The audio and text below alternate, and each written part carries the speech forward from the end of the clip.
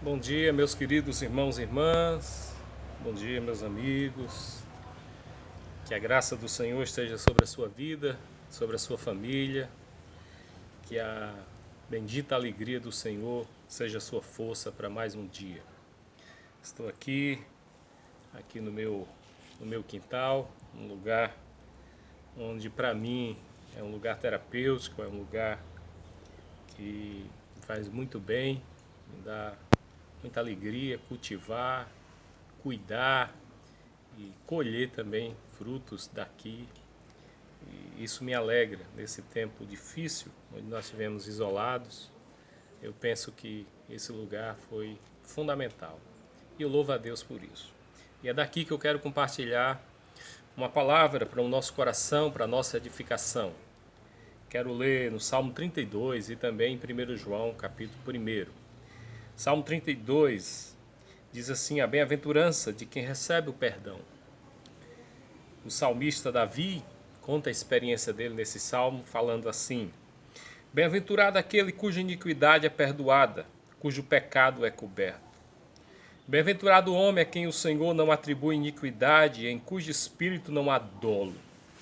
Enquanto calei os meus pecados, envelheceram os meus ossos, pelos meus constantes gemidos todo dia, porque a tua mão pesava dia e noite sobre mim, e o meu vigor se tornou em sequidão de estio. Confessei-te o meu pecado, a minha iniquidade não mais ocultei. Disse: confessarei ao Senhor as minhas transgressões e perdoar-te a iniquidade do meu pecado. Sendo assim, todo homem piedoso te fará súplicas em tempo de poder encontrar-te. Com efeito, quando transbordarem muitas águas, não o atingirão. Tu és o meu esconderijo, tu me preservas da tribulação, tu me cercas de alegres cantos de livramento. Instruir-te-ei e ensinarei o caminho que deves seguir, e sobre as minhas vistas te darei conselho. Não seja como o cavalo ou a mula sem entendimento, os quais com freios e cabrestos são dominados, de outra sorte não te obedece. Muito sofrimento terá de curtir o ímpio, mas o que confia no Senhor, a misericórdia o assistirá. Alegrai-vos no Senhor e regozijai-vos, ó justos.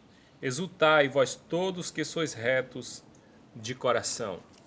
E o apóstolo João, na sua primeira epístola, ele diz: se porém andarmos na luz, a partir do versículo 7 do capítulo 1, se andarmos na luz como ele está na luz, mantemos comunhão uns com os outros, e o seu sangue, ou o sangue de Jesus, seu Filho, nos purifica de todo pecado.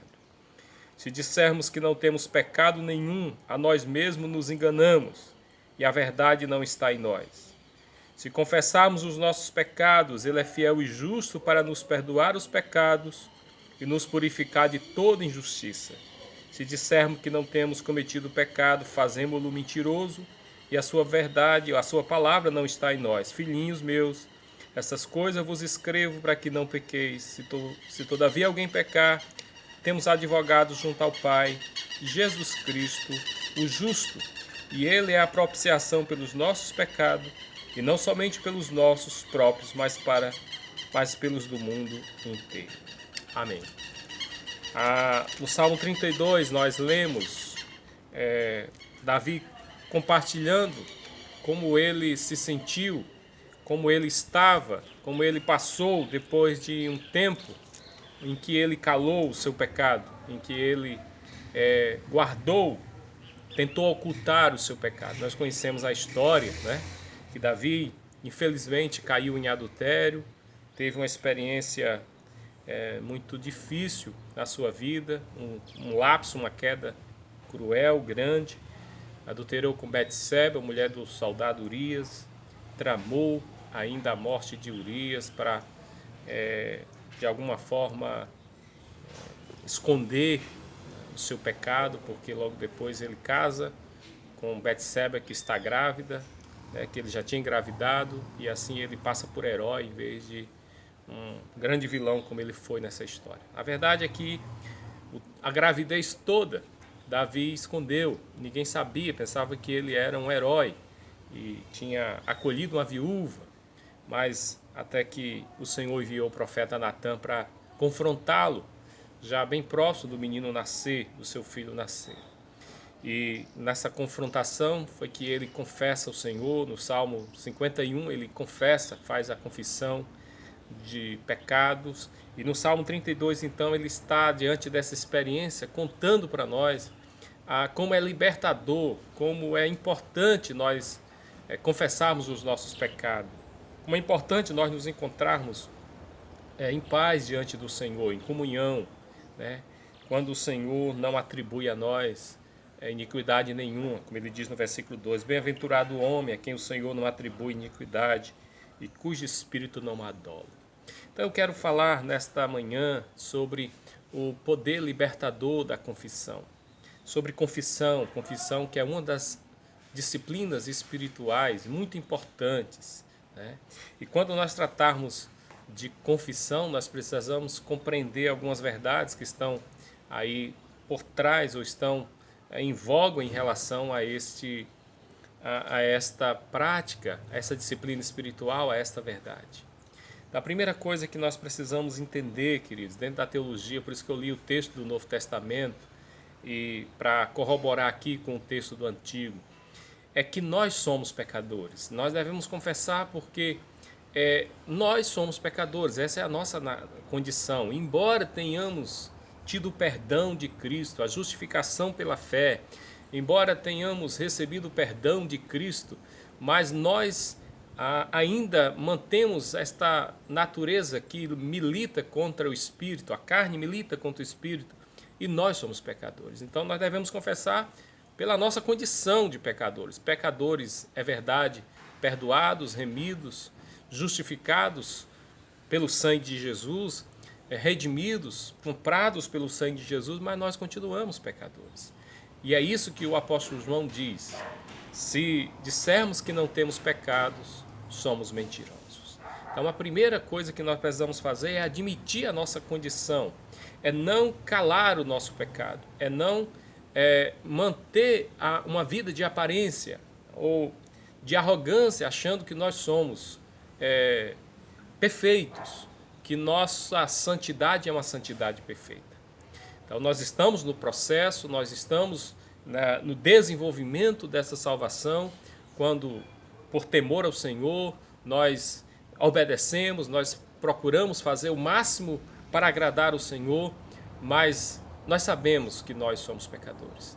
Nós temos pecado por pensamentos, palavras, atitudes, omissões. Então nós somos transgressores da lei de Deus, e isso é muito fácil, porque estamos ainda neste corpo, nesta vida, e isso faz com que nós sejamos pecadores. Então a confissão é importante para que nós possamos reconhecer a nossa necessidade da graça, a nossa necessidade da misericórdia do Senhor.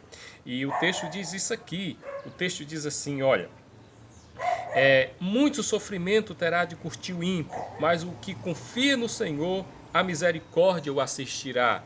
E no texto que nós lemos aqui de João diz, se confessarmos o nosso pecado, Ele é fiel e justo para nos perdoar os pecados e nos purificar de toda injustiça.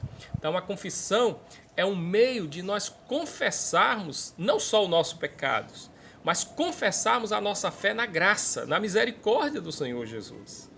E isso é o fundamento, é a base de toda a nossa vida cristã. Toda a nossa vida cristã passa por este fundamento, o fundamento da graça, o fundamento da confiança que nós temos nos méritos de Cristo, na obra redentora de Cristo, na justificação pela fé que obtivemos por meio de Cristo. Se confessarmos o nosso pecado, Ele é fiel e justo para nos perdoar os pecados. E Ele é misericordioso, como o texto está dizendo aqui, as misericórdias do Senhor o assistirá. Portanto, queridos, é importante que você entenda o perdão como uma extensão ou como uma prática real desta graça em sua vida, nas nossas vidas. Ele é fiel e justo para nos perdoar. Lá na cruz ele pagou o preço que nosso pecado merecia. A justiça foi cobrada de Jesus, foi cobrada do próprio Filho de Deus. Portanto, ele derramou seu sangue naquela cruz para nos purificar de todo pecado, para nos purificar dos nossos pecados. Então, queridos, não pense que a graça de Deus é limitada. A graça de Deus é ilimitada. Todas as vezes que você sentir que a sua consciência está falando com você, que você desagradou ao Senhor, não perca tempo. Não tente fazer como Davi, calar o seu pecado, guardar o seu pecado, fingir que não está acontecendo nada. Confesse o seu pecado ao Senhor, diga para o Senhor exatamente o que você fez que desagradou o seu coração e você encontrará misericórdia e graça. Você receberá a graça do Senhor. Então, a confissão também é um instrumento terapêutico de catarse, de libertação, de purificação, de saúde também emocional. Olha o que Davi diz. Davi diz assim: porque enquanto calei os meus pecados, envelheceram os meus ossos, pelos meus constantes gemidos todo dia, porque a tua mão pesava dia e noite sobre mim, e o meu vigor se tornou em sequidão de estio. Confessei-te o meu pecado, e a minha iniquidade não mais ocultei.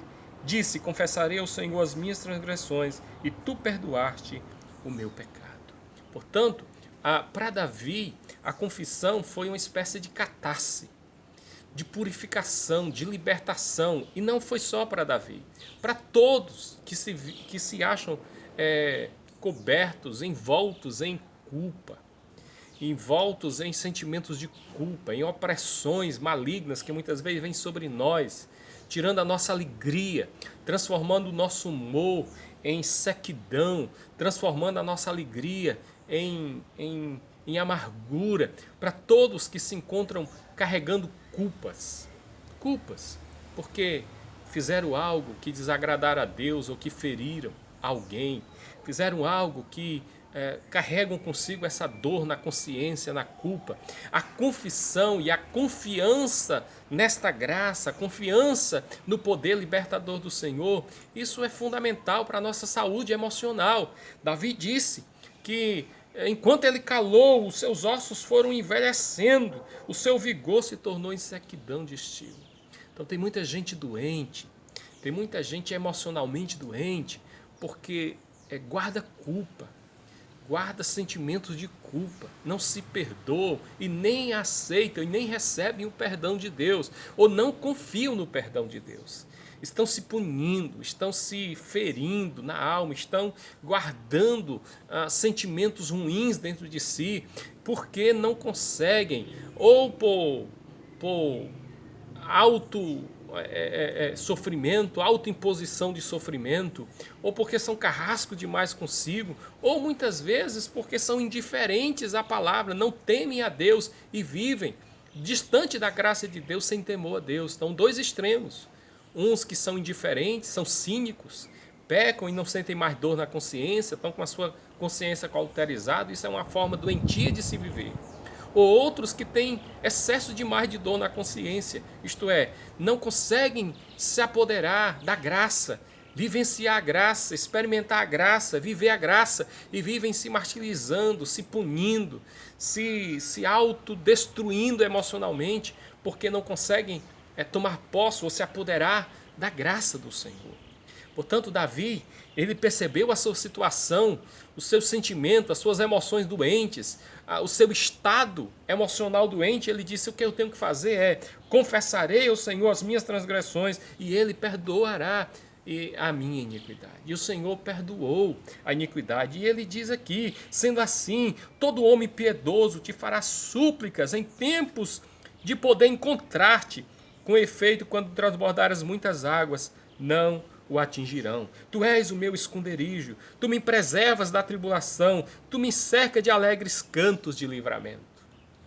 O perdão, a libertação desta culpa, desta vida cheia de culpa, dessa vida cheia de sentimentos e emoções doentes, transforma toda a nossa realidade de tristeza, de dor, de sofrimento, de mau humor, transforma agora a situação em alegria, em alegres cantos, em certeza de que o Senhor é o nosso esconderijo, de que é aquele que nos preserva a vida.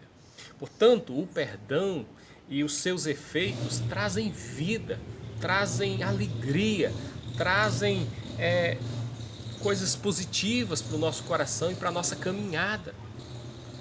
Acredite nisso. Portanto, Davi está aqui compartilhando a sua experiência. Então, nós vivemos a era da graça, o tempo de poder encontrar o Senhor é agora. Este é o tempo da graça, é o tempo da oportunidade, é o tempo da salvação. Não fuja da presença do Senhor, fuja ou vá para a presença do Senhor. Não fuja de Deus, vá para o seu esconderijo secreto. Não se afaste de Deus, vá para o altar da graça. Não fuja do Senhor, pelo contrário, se refugie no Senhor. Então, o perdão, a confissão é também esta prática que traz um novo ânimo e uma nova alegria para o nosso coração. Portanto, que você possa entender isso e você possa praticar a confissão, confiando nesse Deus que é gracioso, que é misericordioso. E aí, o perdão deve vir acompanhado também de uma decisão. A confissão deve ser acompanhada de uma decisão de crescer, de superar esse pecado e fazer você melhor. E é isso que ele diz no versículo, então, no versículo 9, e no versículo 8 e no versículo 9. Ele diz: instruir-te-ei e ensinarei o caminho que deves seguir. Sobre as minhas vistas te darei conselho. Não seja como o cavalo ou a mula sem entendimento, os quais com freios e cabrechos são dominados. De outra sorte não te obedece. Muito sofrimento terá que curtir o ímpio, mas o que confia no Senhor, a misericórdia o assistirá. Então, a confissão do nosso pecado deve vir acompanhado também do temor do Senhor e do desejo de aprender, de ouvir o Senhor, de ser instruído pelo Senhor, para que nós não sejamos mais como o cavalo, como uma mula que vive muitas vezes sem freio, que precisa de freio, que precisa colocar cabresto para poder ter rédeas. Nós sabemos que todos nós no mundo, né, nós não vivemos sem freio, sem um sistema de limitação das ações humanas. A lei está aí para isso. Mas na caminhada com o Senhor, nós precisamos do Espírito Santo de Deus e do temor de Deus, que é isso que vai colocar esses freios em nós. São esses valores que vão nos poupar de colocar os nossos pés por caminhos destruidores, por caminhos de morte, por caminhos que ferem o coração de Deus e que trazem consequências nefastas, perigosas para nós, como foi com Davi. As consequências foram terríveis para a família de Davi, para a vida de Davi. Você deve conhecer a história. O filho dele, que Betseba estava esperando, morreu.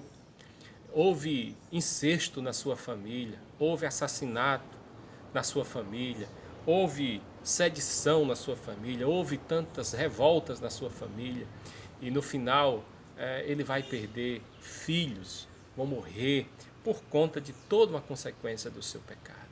Então, nós devemos temer ao Senhor, ser instruído pelo Senhor, para que nossos pés não pisem nestes caminhos destruidores. Embora o perdão venha, embora muitas vezes nós não temos dúvida de que se confessarmos o nosso pecado, Ele é fiel e justo para nos perdoar.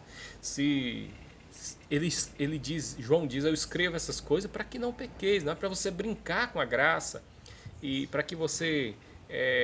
então, já que eu sou pecador, eu vou viver uma vida de pecado. João está dizendo, não, eu escrevo essas coisas para que não pequeis. Mas, se porventura alguém pecar, nós temos um advogado, o Paráclitos, Jesus Cristo, que é o nosso advogado, que ele é a propiciação pelos nossos pecados, não só pelos nossos, mas pelo do mundo inteiro. Portanto, a confissão deve vir acompanhado com o desejo de não pecar, com o desejo de permanecer no caminho, sob a vista do Senhor, debaixo desta vista, desta comunhão com o Senhor. Que nós possamos levar a sério, então, a confissão nesse aspecto também, como o desejo de ser instruído, de ser ensinado no caminho que deve seguir. E o caminho que o Senhor tem para nós não é caminho de pecado, de transgressões, não são caminhos de destruição. Os caminhos que o Senhor tem para nós são caminhos de vida, são caminhos de paz, são caminhos de alegria, são caminhos eternos. Os caminhos que o Senhor tem para nos instruir são caminhos de justiça, de retidão, de santidade, são caminhos que vale a pena a gente conhecer e seguir.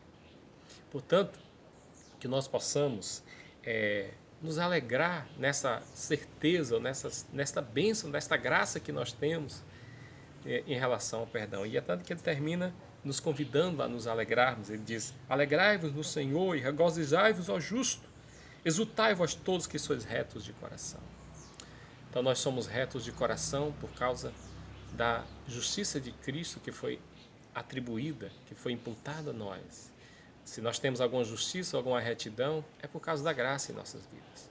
Em nós não há essa retidão, em nós mesmos não há essa retidão. Então eu concluo essa palavra dizendo para você, o seu pecado não é problema para Deus. O seu pecado já foi resolvido por Deus quando Ele entregou o seu Filho como propiciação pelo seu pecado, pelo meu pecado. O problema é se você viver como se Deus não existisse ou sem temer a Deus, se escondendo de Deus ou muitas vezes fingindo que está tudo bem quando não está. Então, não fuja de Deus. Não importa como você está, não importa como você se encontra, o que você fez. Por mais que você ache que é muito tenebroso, doloroso, que é muito feio o que você fez, a misericórdia do Senhor te assistirá e a graça do Senhor é melhor que a vida e não há pecado que o Senhor não perdoe. Não continue carregando culpas, não continue carregando sentimentos ruins, emoções doentias.